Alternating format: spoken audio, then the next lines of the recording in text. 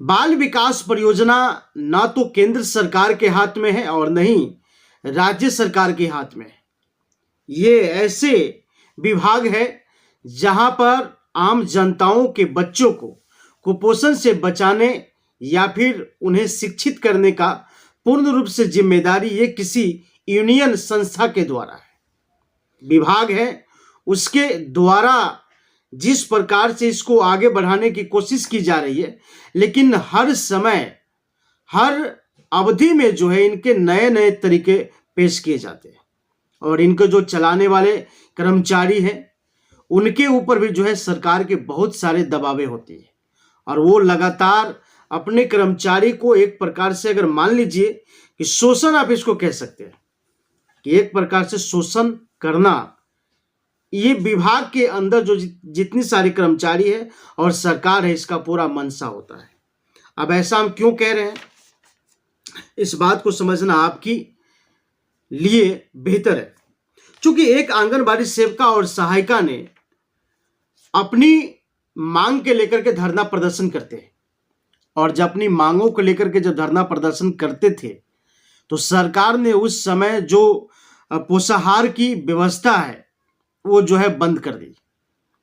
जब आंगनबाड़ी सेविका और सहायिका का जब चयन मुक्ति हो गया उसके बाद जो है ये पूरे पोषाहार और ये सरकार की जो पूरा सिस्टम है उन सेविकाओं के द्वारा न मिलकर वो जो है बच्चों को भी नहीं मिल पा रहा है। अब बच्चे को इस अवधि में किस तरीके से देना है ये मुझे जानकारी नहीं है, लेकिन फिलहाल जहां तक हमने सूत्रों के द्वारा जानकारी लिया है वो कहा जा रहा है कि पूरे के पूरे बंद है। अब ये सवाल मैं उठाना चाहूंगा कि इतने दिन जिस प्रकार से चयन मुक्ति अवधि में जो बच्चों को पोषाहार नहीं मिला है वो पोषाहार की राशि क्या होगा, ना तो वो सेविका सहायिका के पास आई और नहीं वो बच्चों के पास गया, वो सीधा रिटर्न जो है सरकार के खाते में ही रह गया। सरकार इसको करेगा क्या? सरकार के खाते में अगर जमा है तो सरकार की राशि हुई, सरकार को इस समय क्या करना चाहिए इस विषय पर मेरा सवाल जरूर उठेगा सरकार के ऊपर। लेकिन उससे भी बड़ी बात यह है कि क्या जिसके द्वारा ये वितरण किया जा रहा है, सेविका और सहायिका के द्वारा जो ये वितरण किया जा रहा है, क्या सेविका और सहायिका इस विषय पर कोई प्रस्ताव सरकार के पास या अपने उच्च अधिकारी के पास रखेंगे, या रखना चाहिए या नहीं रखना चाहिए? क्योंकि कहीं ना कहीं अगर देखा जाए तो सवाल यहां ये उठता है कि बच्चे उस लाभ से वंचित हो गए। जो पोषाहार बच्चे को मिलना चाहिए या फिर वहां गर्भ धारण स्त्री को मिलना चाहिए वो तो मिला नहीं। इसमें सरकार की लापरवाही हुई या फिर इस विभाग के कर्मचारी की?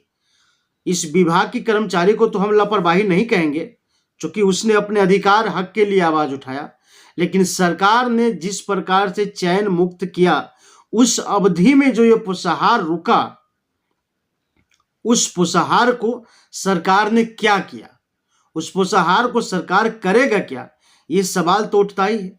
इस सवालों पर मेरा एक राय है, मेरा अपनी पर्सनल जो राय है वो मैं देना चाहता हूं कि जितने अवधि हड़ताल और योगदान के बीच का जो समय है उसको जोड़ करके और डायरेक्ट बच्चे के पोषाहार में बढ़ोतरी कर दिया जाए या फिर बच्चे के खाते में, लाभों के खाते में डायरेक्ट उनको भेज दिया जाए। क्योंकि सरकार अगर अपने पास रख रहे हैं तो किस दिन के लिए रख रहे हैं, इस पर भी जो है सरकार को पहल करना चाहिए कि इस अवधि में जो बच्चे को नहीं मिला है उसके लेकर के सरकार क्या करेंगे, यह एक बहुत बड़ी सवाल है। लेकिन इस समय आंगनबाड़ी सेविका और सहायिका भी जो है आवाज नहीं उठा सकती है। क्योंकि इसलिए नहीं आवाज उठा सकती है क्योंकि उनके आवाज उठाने से सरकार डोलने लगता है। सरकार डोलने लगता है तो आंगनबाड़ी की नौकरी को जो है सरकार खतरे में डाल देते हैं। अब कोई भी व्यक्ति क्यों चाहेगा कि अपनी नौकरी को खतरे में डाले, ये सवाल तो उठता ही है।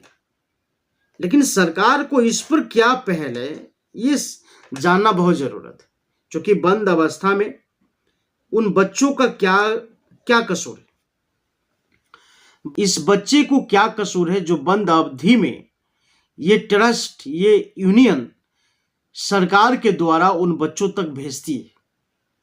इस व्यवस्थाओं पर जो है सरकार को क्या पहल होनी चाहिए, सरकार को क्या करना चाहिए, इसमें कोई कंडीशन जो है नहीं लगाया है। लेकिन हम सवाल तो उठाना चाहेंगे आईसीडीएस विभाग से।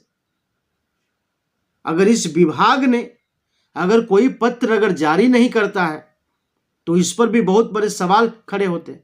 हालांकि इस विभाग की अगर बात किया जाए तो सीडीपीओ और डीपीओ अगर चाहे तो इसकी फॉर्मूला अदा कर सकता है, लेकिन इन कर्मचारियों को तो अपने जेब भरने से फुर्सत तो है नहीं, तो किस विषय पर सवाल उठाएंगे ये भी जानना एक बहुत बड़ी जरूरत है।